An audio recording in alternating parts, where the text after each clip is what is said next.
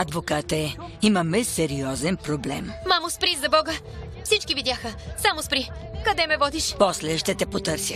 И татко я видя. Чакай. Мамо, чакай. Мамо, Върви. Джерен, какво става? мамо, пусни ме. Джерен, какво става, дъще? Мамо, умолявам те. Моля те, мамо. Какво ще правиш? Пусни ме. Мамо! Ела тук! Мамо! Мамо, пусни ме. Божие наказание, влез! Какво правиш?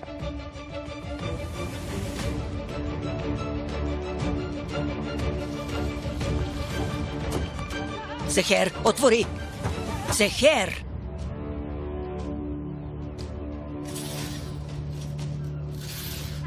Всички видяха. И татко Агях също. Ако разберат с мен, е свършено. Свършено е! Свършено! Сехер! Какво ще правиш? Какво ще правиш? Ще ми събереш багажа и ще ме отпратиш ли? Отвори вратата! Сехер, отвори, ти казвам! Какво ще направиш? Не може. Няма да посегнеш на мен и на внука си. Джерен, миличка, обади се! Какво става? Няма да мръдна от онзи дом.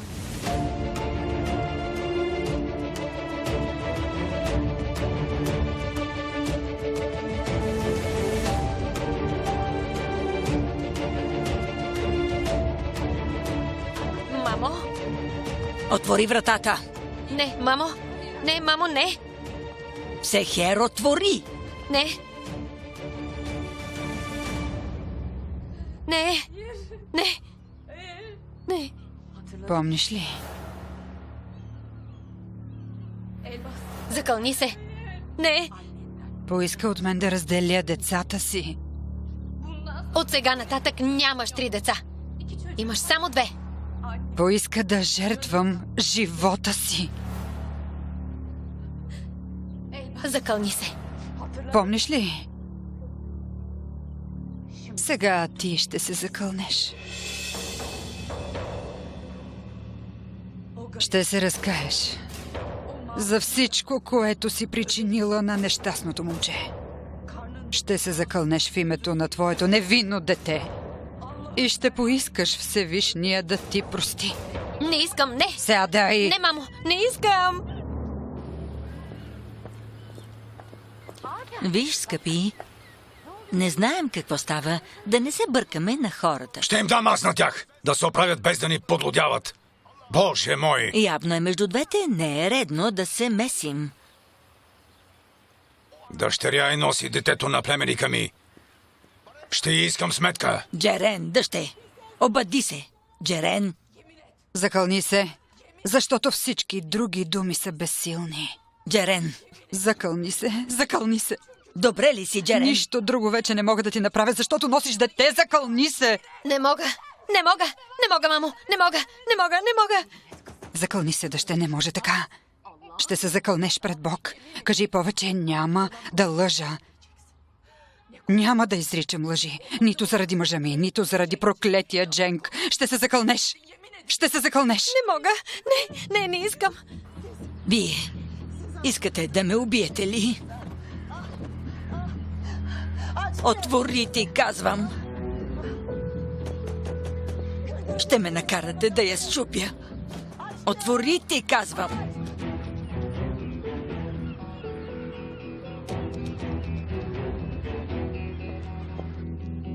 Закълни се. Повече няма да го тормозя. Няма да бъда безсъвестна и жестока. Разкай се! Разкай се! Госпожо Сехер!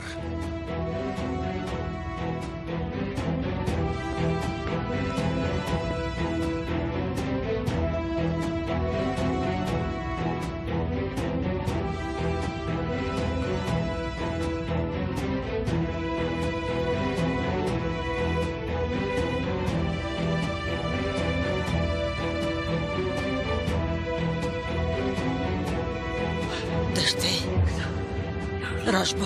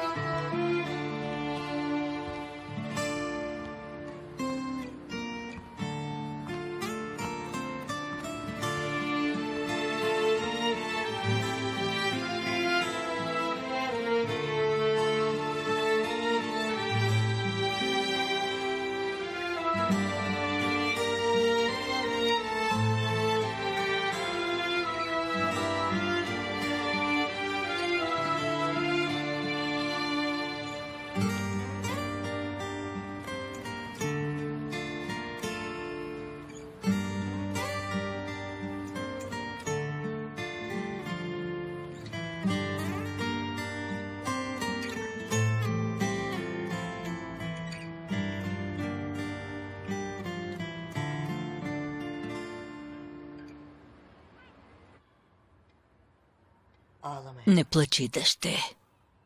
Не плачи, дете. Тя ще си плати за това.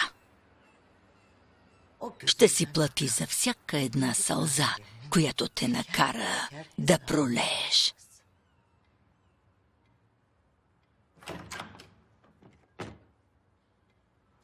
Излез.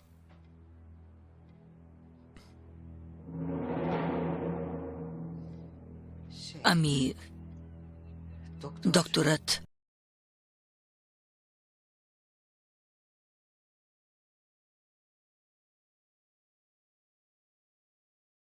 Вън.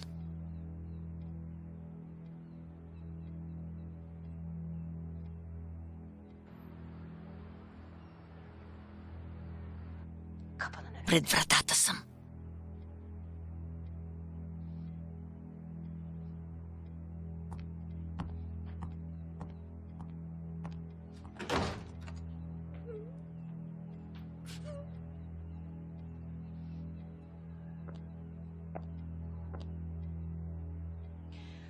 Страх ме е да попитам какво е научила майка ти. Знаеш, нали?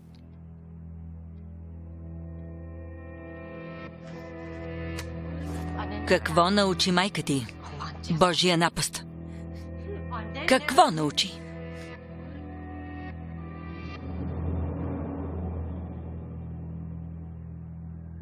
Бях на около 10 години. Един ден баща ми ме наби жестоко. Заслужих си го. Заради мен приятелят ми от детинство Полат влезе в болница. Направиха му 12 шева. Мама със сълзите си изми моите рани. После видя, че онази ръка пак се вдига и не му се вижда краят. Сълзите на мама не можаха да възпрат ръката на баща ми. Точно като теб. Взе Корана в ръка, застана пред него и каза: разкай се. За един ден го накара да се покае. От тогава насам той не вдигна ръка нито на мен, нито на брат ми. Така.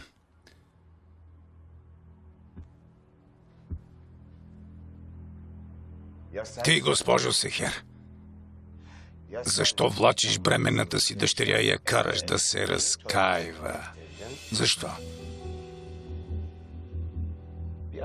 Как може майка да постъпи така с бременната си дъщеря? Или какъв грях на дъщеря ти те е подтикнал? Сега ще ми обясниш, госпожо Сехер. Между нас двете. Ако ти си майка, аз съм свекър. Щом дъщеря ти носи моя внук, значи е и моя дъщеря. Госпожо Сехер, разбирам от хора, особено от семейни истории. Ще приема, че е ваша работа и ще си затворя очите. Но, ако някой ден очите ми прогледнат и видя, че сте причинили нещо на семейството и на племенника ми, ще пострадате жестоко. И ти, и дъщеря ти.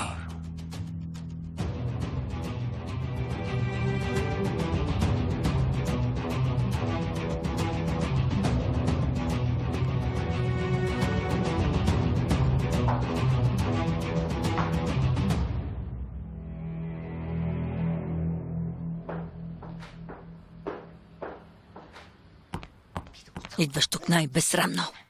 Ела. Каква майка си ти? Това, което правиш, и враг няма да го причини на врага си. Върви.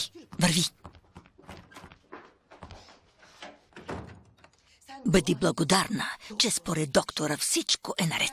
Моли се да не се случи нещо на рожбата ми. Но ако внучката ми не спре да плаче... Твоята внучка е моя дъщеря, мое дете. Аз съм я родила. Ти само... Знаеш ли какво чух в онази стая? Какво видях с очите си там? Какво чух с ушите си? Знаеш ли? Знаеш ли какво преживях? Това е целият проблем. Мама само видя, че се държа лошо с Недим. Това е всичко, наистина. Глупачка. Глупачка. Не можа да излезеш на глава с този, нали? Не можа да се справиш с едно цвете в саксия и майка ти те хвана. И какво ще стане? Тази вещица майка ти ще го държи под око, а после... Нищо няма да стане. Тя няма да ме издаде. Няма да ме погуби. Не може. Мама ще ми прости. Ще ми повярва. Ще ми прости.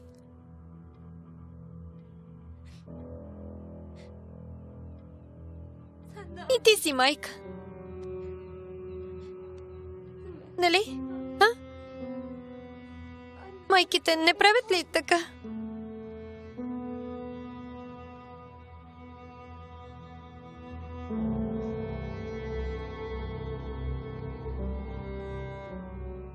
И ти си майка. Ако беше на мое място, майка ти щеше да повярва. Щеше да ти прости. Нямаше да каже по-добре да не те бях раждала.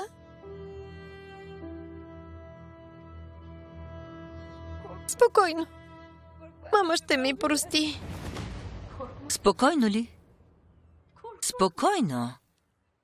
Ти наистина не мислиш. Ма изобщо не си даваш сметка кой от какво трябва да се страхува. Не аз. Ти трябва да се страхуваш от всичко, което става между тези 4 стени. С един ритник ще изхвърчиш от този дом и ще се озовеш в пристройката на слугите. Ще останеш до живот да гниеш в онзи коптор. Стига! Сгреших, добре. Направих грешка, но не може всеки път да ме мачкаш така. Не може да забравяш детето. Не може да забравяш детето, което нося. Няма да допусна да го унижаваш. Няма да го допусна. Няма да носиш детето в утробата си безкрайно. Нали? Аз разполагам с него. Събери си ума в главата. Докато не съм ти го отнела и не съм те пратила обратно на бунището.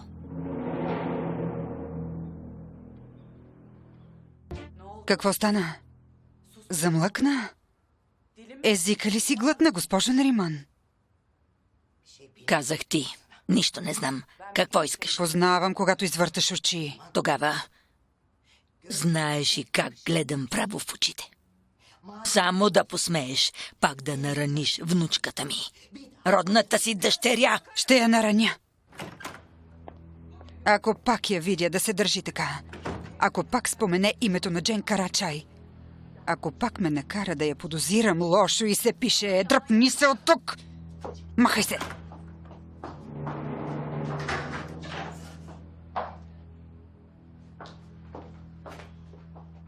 Заспаха. Недим е много травмиран от случилото се. Поне да не ги безпокоим в съня им. Благодаря.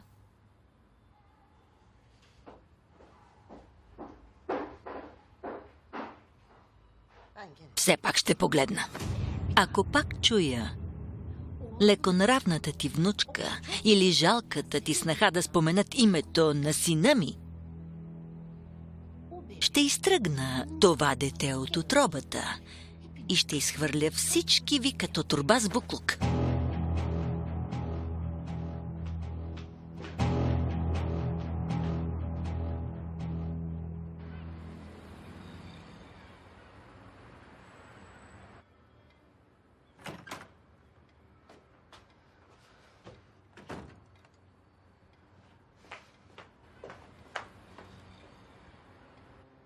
Пожарът бушува, госпожо Джерен.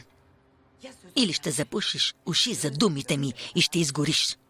Или ще слушаш и ще ги изпепелиш. И теб ли погна вещицата? Нахокаха ме заради теб. Нямам вяра на глупачката, дето ти се пише майка. Още по-малко на онази червенокоса змия Шенис. Печем се на два огъня. Ще загазим. Имаме само един патрон, ще го изстреляме пред адвоката. Адвокат. Какво ще ни помогне той от тук нататък? Докато ти тук разпалваше война, аз уредих сина на Рукие за адвокат. Уредих. Но каква полза, що мислиш така? Утре рано ще отидем в кантората. Да видим кой на какво е способен. Кой кого ще изхвърли на буклука. Да видим. Ще сложим на място червенокосата вещица с детето, което носиш. А след това ще се разплатим и с лудата ти майка.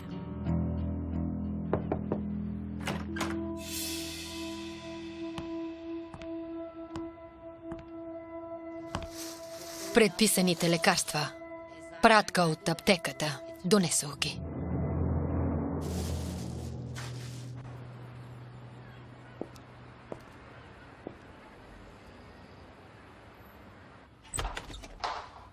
В момента няма връзка с този номер. Моля, оставете съобщение след сигнала. Каква изненада? Синът не вдига телефона на майка си. Тук е малко напрегнато, не се прибирай до заминаването.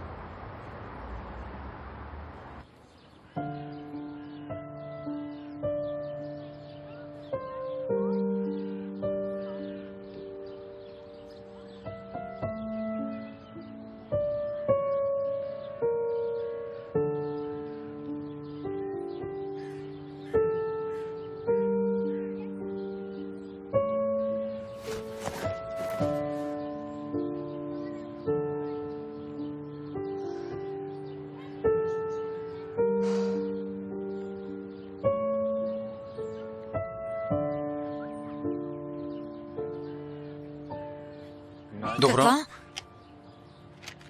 Добро утро. Цяла нощ ли вися тук?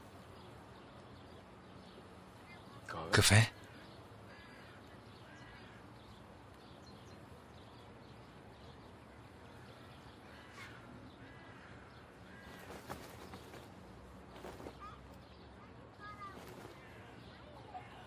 Наистина искаш да си играеш, нали?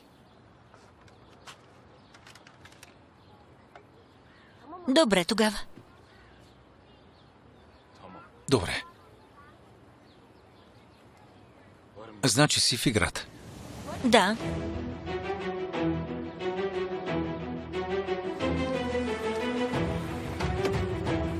Благодаря, синко.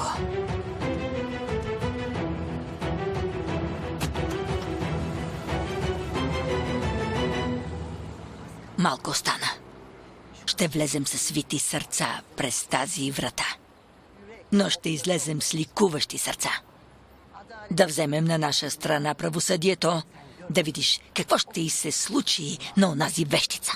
Тя да върви под дяволите. Аз ще си отмъстя на сина и бабо. Върви, хайде.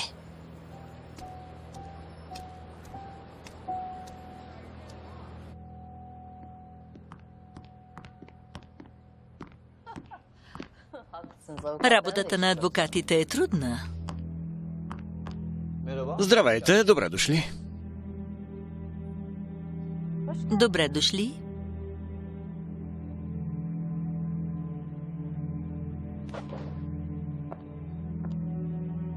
Влезте де. Сигурна ли си? С ушите си чух, госпожо Шенис. Те съвсем са полудели. Без капка срам ще отидат при сина на Рукие, който се изучи за адвокат. Добре. Къде е кантората му?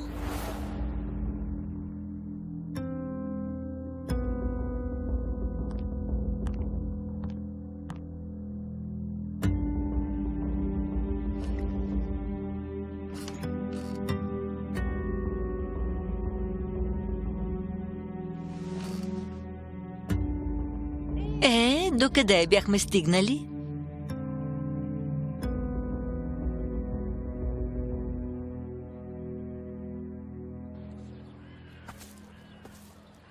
Участвам, но с моята оферта.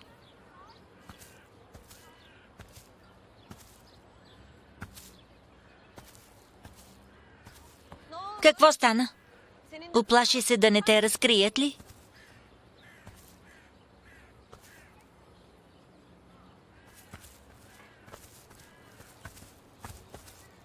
Единственото, което ще направиш, е да сложиш скрита камера.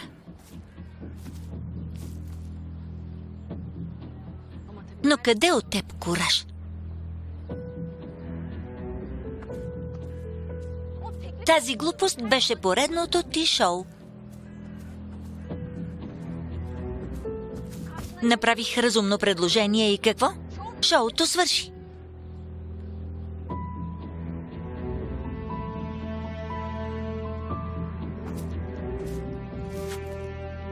Дадено. Да бъде както искаш, но... Знаеш какво се казва за всичко преди «но»? Но... Ти ще вземеш това. Телефон? Взел си ми телефон? Подарък от теб за мен? Назаем. За сега ще го ползваш назаем. Щом ще действаме заедно, трябва да имаме връзка. Какво искаш, гълъби ли да пращам?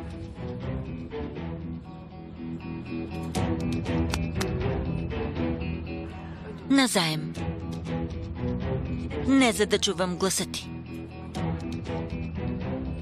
Заради Недим.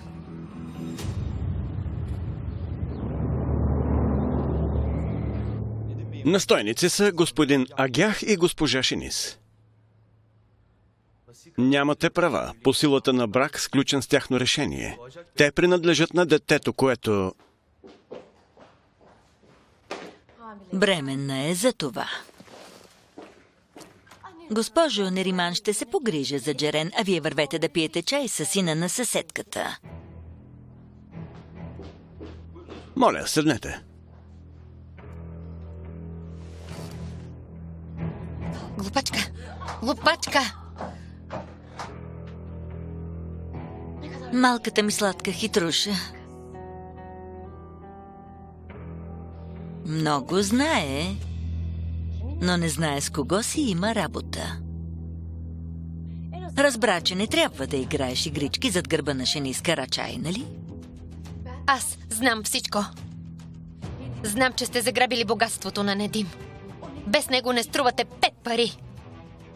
Каквито и приказки да разказва адвокатът, ще родя това дете на Недим. И ти, и синът ти ще си платите прескъпо за това. Разбрали?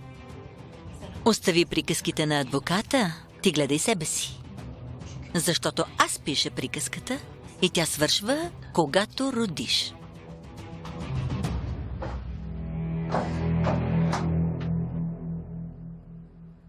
Виж какво, братле. Сестра ми беше отседнала в хотела ви. Ето, аз ти казвам... Момичето, което сте изгонили, няма и телефон. И от бара е изгонена. Аз ти казвам... Я ми го дай. Ало?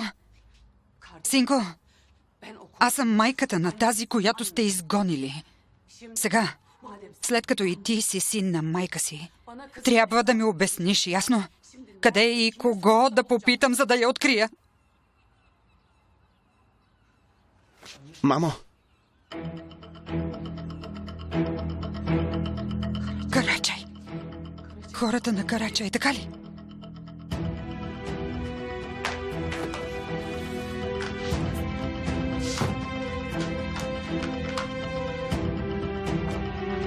кой от вас? Ало? Кой от всички ви? Какво кой от вас? Кой от вас отне хляба на сестра ми, а? Да излезе и да си признае като мъж. Кой от вас я лиши от хляба? Откъде се взе това пътуване? Так му се радвахме, че се върна. Сякаш много го свърта тук. Откакто се е върнал, държал ли се е като брат? Колко пъти сте закусвали заедно? А? Колко пъти сте си говорили и споделяли? Не, мама как не се е разфучала още? Как не къса визата му, не крие паспорта му и все едно няма нищо. Отива да спортува. Господин Агях!